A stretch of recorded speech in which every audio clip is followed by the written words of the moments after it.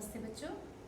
आज मैं सीमा गर्ग कक्षा 11वीं की पाठ्य पुस्तक आरोह भाग 1 की कविता घर की याद की व्याख्या लेकर उपस्थित हूँ, जिसके कवि हैं भवानी प्रसाद मिश्र।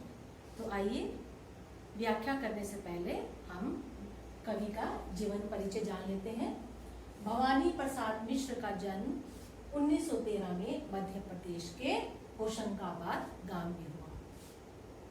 यह गांधी जी के बहुत बड़े समर्थक थे, उनके अनुयायी थे और 1942 के भारत छोड़ो आंदोलन में भी उन्होंने सक्रिय भाग लिया और इसीलिए अंग्रेजी सरकार ने, ब्रिटिश सरकार ने 3 वर्ष के लिए इन्हें कारावास में डाल दिया। कारावास किसे कहते हैं? जेल में डाल दिया। और वहीं पर इन्होंने इस कविता की रचना की। कारावास के एक एकाकी कक्ष में, एक अकेले एकांत में बैठकर इन्होंने इस कविता की रचना की और इसके लिए इन्हें साहित्य अकादमी पुरस्कार, दिल्ली प्रशासन के गाली पुरस्कार और पद्मश्री पुरस्कार से सम्मानित किया गया। सन 1985 में इनकी मृत्यु हो गई। तो आइए शुरू करते हैं घर की याद कविता की व्याख्या। बच्चों, जैसा कि मैंने आपको बोला, भवानी प्रसाद मिश्र भारत छोड़ो आंदोलन में इन्होंने सक्रिय भाग लिया और इसके लिए इन्हें जेल में डाल दिया गया। अब क्योंकि कवि है, कवि की लेखनी कभी भी शांत नहीं बैठती, तो इसलिए उन्होंने कारावास में एक एकांत कक्ष में बैठकर भी उनकी लेखनी चलती रही और इस कविता की रचना उन्होंने वहीं की। लेकिन कविता रचते रचते भी उन्हें अपने घर की बहुत याद आ रही थी और इसीलिए इसका शीर्षक है घर की याद। तो चलिए शुरू करते हैं। आज पानी गिर रहा है, बहुत पानी गिर रहा है, रात भर गिरता रहा है, प्राण मन घिरता रहा है। अब यहाँ पर कवि ने, सावन का महीना है, मूसलाधार बारिश हो रही है, लगातार बारिश हो रही है। सावन के महीने में झड़ी लग जाती है। झड़ी कहते हैं जिसमें लगातार 3 और 4 दिन के लिए लगातार बारिश होती रहती है।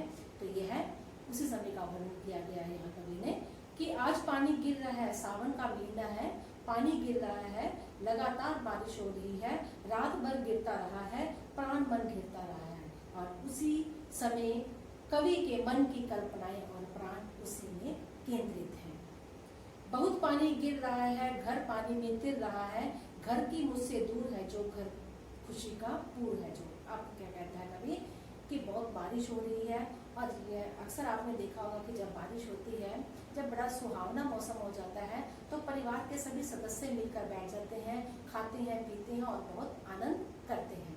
तो यहाँ पर कवि को भी ऐसे ही मौसम में अपने घर की बहुत याद आ रही है। क्या कहता है कि बहुत पानी गिर रहा है और मेरी आंखों के सामने मेरा घर साक्षात घूम रहा है, परंतु घर मुझसे बहुत दूर है। दूर होने पर भी घर खुशियों से परिपूर्ण है। अर्थात घर उसे ही कहते हैं जहाँ पर सभी परिवार के सदस्य मिलजुल कर रहते हैं, अपनी खुशियाँ और अपने दुख बांटते हैं। तो यहाँ कवि कहता है कि घर जो है वो खुशियों से परिपूर्ण है। घर में 4 भाई, मायके से बहन आई बाप के घर, हाय रे परिताप का घर। परिताप कहते हैं दुख। अब क्या कहता है कवि कि उसके 4 भाई हैं और उसकी बहनें भी हैं। उसकी बहनें जो है वो मायके में आई हैं, परंतु अपने 5वें भाई को, कवि के 4 और भाई हैं और कवि जो है वो 5वां है। कहता है कि बहन जब घर में आई होगी, मायके में आई होगी, तो कवि को ना पाकर उसे अत्यंत दुख हुआ होगा। घर में सब जुड़े हैं, सबकी इतने कब जुड़े हैं, 4 भाई 4 बहनें, बुझा भाई प्यार बहनें। अब कहता है कि घर में सभी प्रेम प्यार से रहते हैं, सब इतने जुड़े हुए रहते हैं, 4 भाई हैं, 4 बहनें हैं और भाई जो है एक दूसरे की भुजा के समान है। भुजा के समान अर्थात विपत्ति के समय में सभी भाई एकजुट हो जाते हैं, कठिनाई के समय एक दूसरे का साथ देते हैं और प्यार ममता की बौछार करते हैं। और बहनें जो है वो प्यार भाइयों पर लुटाती हैं। और माँ बिन पड़ी मेरी, दुख में वह गड़ी मेरी, माँ की जिसकी गोद में सिर रख लिया तो दुख फिर। अब उसे माँ की याद आती है, एक एक पल कर उसकी स्मृतियाँ उसकी आंखों के सामने आती हैं।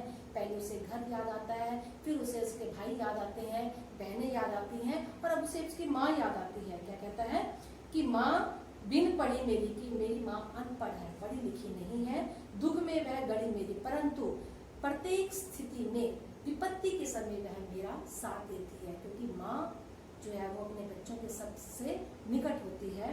माँ की जिसकी गोद में, अब उसे याद आ रहा है कि मैं माँ के सिर में जब गोद रख देता था तो उस समय अपने सारे दुख भूल जाता था। क्योंकि माँ का जो आंचल है वह सुकून देता है, वह दुख दूर कर देता है, और अपने बच्चे के निकट माँ भी नहीं चाहती कि उसके मेरे बच्चे के निकट कोई भी विपत्ति आए।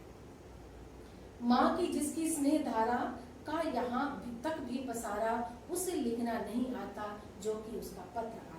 अब क्या कहता है कि माँ की जो ममता है वो स्नेह की धारा है, वो प्रेम की धारा है, वो ममत्व की मूर्ति है, वह वात्सल्य की मूर्ति है। क्या कहता है, और उस वात्सल्य की मूर्ति का यहाँ तक भी पसारा हो गया, अर्थात जेल में रहकर भी उसे ममता की उसे महसूस हो रही है, उसकी ममता, उसकी व्यापकता जेल तक भी पहुंच गई है। उसे लिखना नहीं आता। कहता है यदि माँ पढ़ी लिखी होती परंतु प्रतिदिन उसके पास उसकी माँ का एक पत्र अवश्य आता।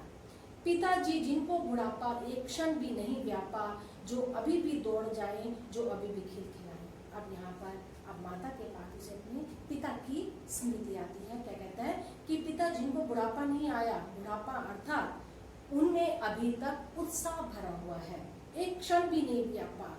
वे मन से बूढ़े नहीं हुए, तन से बूढ़े अवश्य हो गए हैं परंतु मन से बूढ़े नहीं हुए, जो अभी भी दौड़ लगाए। कहते हैं उनमें इतनी शक्ति है कि अभी भी वह दौड़ दौड़ कर सारे काम पूरे करते हैं, जो अभी भी खिलखिलाए, अर्थात बच्चों के समान उनका मन है, वह अभी भी बच्चों के समान खिलखिलाते हैं। मौत के आगे ना हिचके, शेर के आगे ना बिचके, बोल से बादल गरजता, काम में झंझा लरजता। अब क्या कहते हैं, पिता की और उनकी वर्णन कर रहे हैं, उनके शक्तिशाली, उनके उत्साहपूर्ण उनके मन का।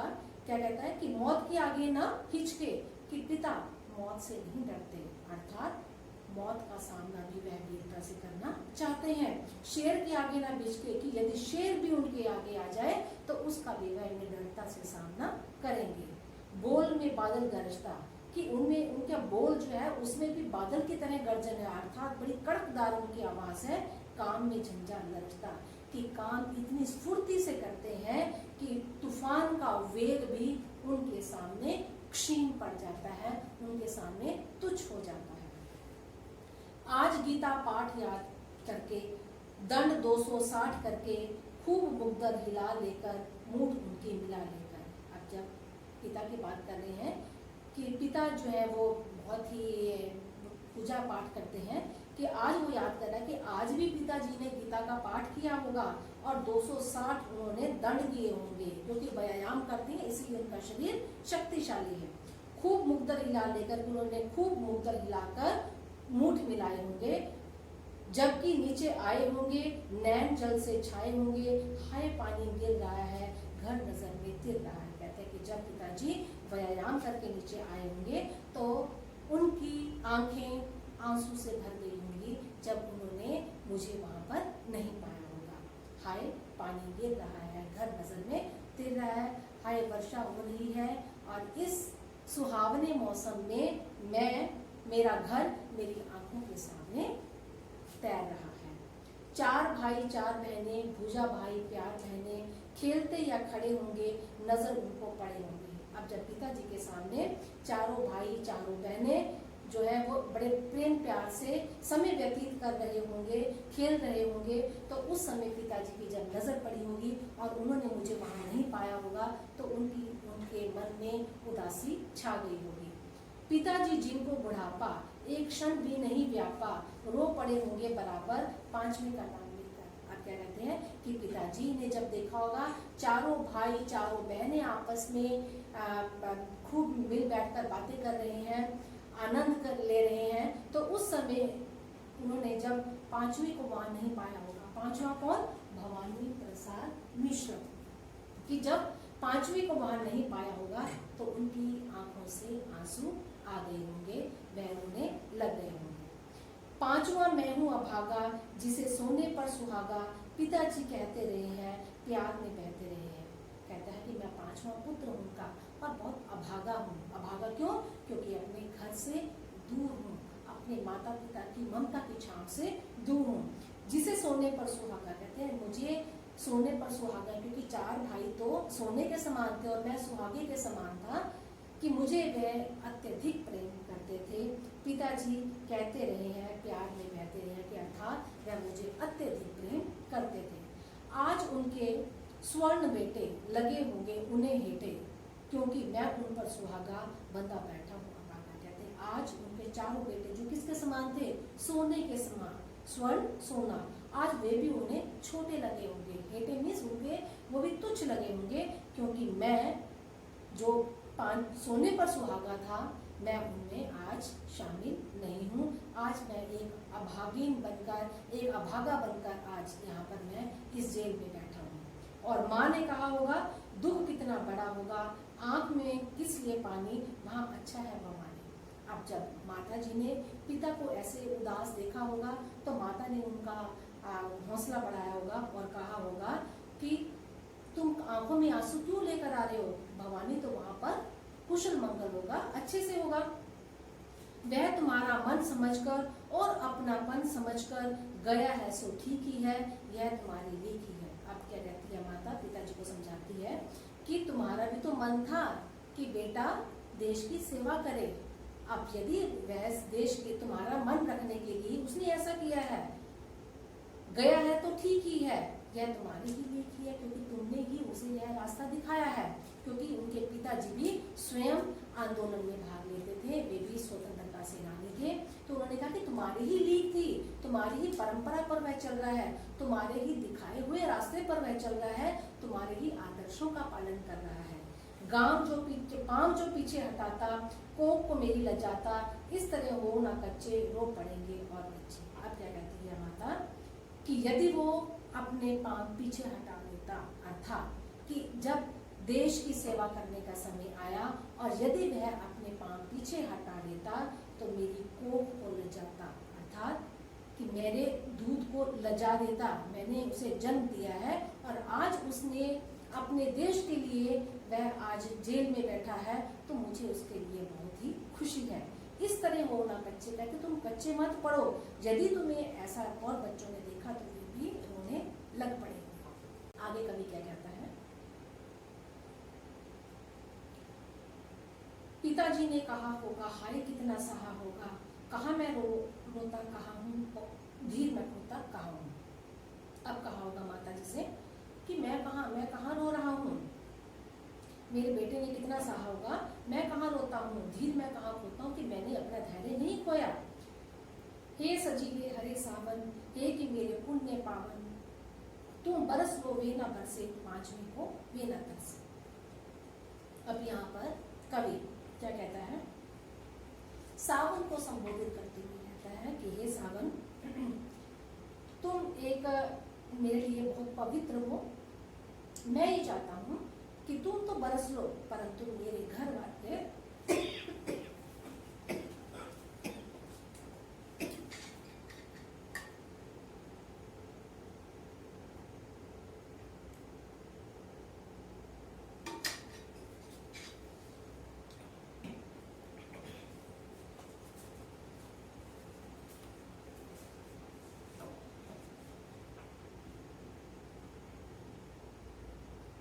पिताजी ने कहा होगा, हाय कितना सहा होगा, कहाँ मैं रोता कहाँ हूँ, धीर मैं खोता कहाँ हूँ।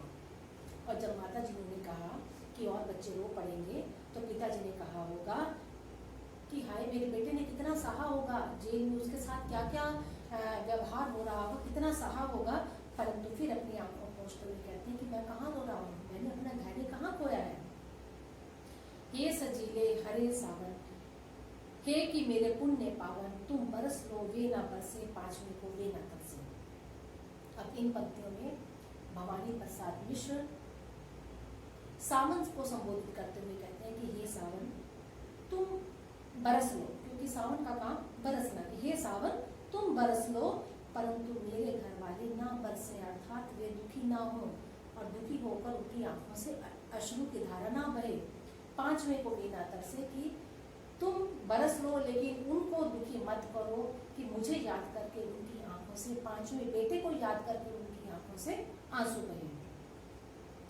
मैं मजे में सही हूँ, घर नहीं बस यही हूँ, किंतु यह बस बड़ा बस है, इसी बस में सब रस है। क्या कहता है वो कि मैं तो यहाँ मजे में हूँ, यही बात है कि मैं घर नहीं हूँ, किंतु यह बस, अब यहाँ जब वो कहता है कि मैं बस मजे में हूँ, अब यहाँ बस जो है उसकी एक तरफ तो वह कह रहा है कि मैं मजे में हूँ ताकि उसके घर वालों भी दुखी ना हो उसकी दशा को जानकर, दूसरी तरफ कहता है कि बस, अर्थात यहाँ पर बस का अर्थ है कि वह जो है वो बेबस है, नीरस है, किंतु उनसे यह ना कहना, उन्हें देते धीर रहना, उन्हें कहना लिख रहा हूँ, उन्हें कहना पढ़ रहा हूँ। आगे क्या कह रहा है कि सावन को कहता है कि मेरा संदेश उनको जाकर देना, कि मैं उन्हें धैर्य देना कि मैं यहाँ भी लिख रहा हूँ, क्योंकि कवि का काम क्या है, लिखना, कि मैं यहाँ भी कविता की रचना कर रहा हूँ और यहाँ अपना अध्ययन भी कर रहा हूँ, अध्ययन भी कर रहा हूँ, काम करता हूँ कि कहना, नाम करता हूँ कि कहना, चाहते हैं लोग कहना, मत करो कुछ शोक कहना। कहते हैं उन्हें कहना कि मैं यहाँ भी काम कर रहा हूँ और ऐसा काम कर रहा हूँ कि जिससे उनका नाम होगा, चाहते हैं लोग कहना, मत करो कुछ शोक कहना। कहते हैं तुम कुछ भी ऐसा मत कहना जिससे उनको दुख पहुंचे, और कहना मस्त हूं मैं, काटने में व्यस्त हूं मैं, वजन 70 शेर मेरा और भोजन ढेर मेरा। कहता उनको कहना कि मैं यहाँ मस्त हूँ, आनंद से हूँ और चरखा काटता हूँ और मेरा वजन भी जो है वो 70 शेर हो गया है और मैं भोजन भी ढेर सारा खाता हूँ, अर्थात मैं यहाँ पर प्रसन्न चित्त हूँ, कूदता हूँ खेलता हूँ, दुख डट कर ठेलता हूँ, और कहना मस्त हूँ मैं, यो न कहना अस्त हूँ मैं। क्या कहता हूँ उन्हें, सावन को कहता है कि घर जाकर ये कहना कि मैं खेलता भी हूँ, कूदता भी हूँ और दुखों का सामना डट कर करता हूँ, दृढ़ता पूर्वक दुखों का सामना करता हूँ, और कहना कि मैं मस्त हूँ, और कहना कि अस्त हूँ मैं। अस्त का अर्थ यहाँ पर उदास के लिए आया है कि थोड़ा कह देना कि मैं थोड़ा अस्त हूँ। हाय रे ऐसा ना कहना कि जो वैसा ना कहना, कहना देना जागता हूँ, आदमी से भागता हूँ। अब आगे क्या कह रहे हैं, हाय। अब यहाँ पर हाय का थोड़ा सा शोक सूचक रहता है कि ऐसा ना कहना। अब यहाँ पर कहता है कि तुम हे सावन, तुम घर पर मेरी वास्तविक स्थिति के बारे में मत कहना, क्योंकि वास्तविकता तो यही है कि वह बहुत दुखी है, उदास है, क्योंकि वह अपने घर से दूर है, परिवार के सदस्यों से दूर है, कि जो जैसा है वैसा ना कहना। कहता मैं जैसा मेरा हूँ तो मेरी वास्तविकता से परिचित मत कराना। कहना देना जागता हूँ, कहता तुम मुझे ये मत कहना कि मैं सारी रात जागता हूँ, आदमी से भागता हूँ और मैं किसी से भी मेल मिलाप नहीं रखता, मैं सबसे दूर रहता हूँ, अकेला बैठा रहता हूँ। कहना देना मौन हूँ मैं, खुद न समझूं कौन हूँ मैं, देखना कुछ बक न देना, उन्हें कोई शक न देना। अब क्या कहता है, कहना देना मौन हूँ मैं, कहता है कि मैं तो इतना बेमन हो गया हूँ कि मैं किसी से भी बात नहीं करता, तो ये मत कह देना तुम उन्हें। खुद न समझूं कौन हूँ मैं, कहता मुझे खुद भी समझ नहीं आता कि मैं कौन हूँ, देखना कुछ बक मत देना। कहता है ऐसी कुछ भी बुरी बात तुम उनको ना कहना जिससे उनपे कोई शक हो।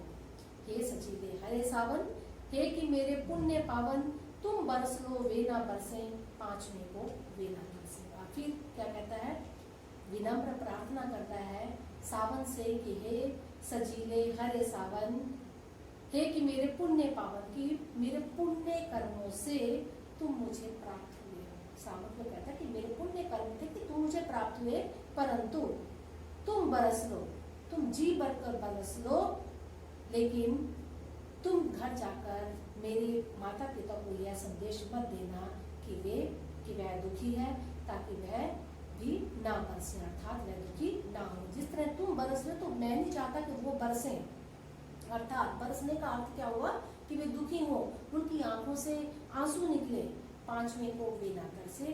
तो इसलिए सावन से कहता है कि तुम उन्हें मेरी वास्तविकता से परिचित ना कराना, ताकि उन्हें दुख हो और वह पांचवें बेटे अर्थात भवानी प्रसाद मिश्र के लिए वह ना तरसे।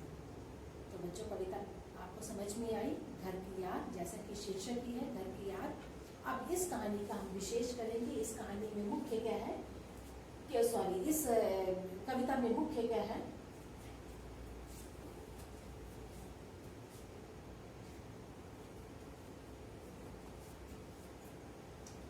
अब हम इस कहानी का विशेष करेंगे।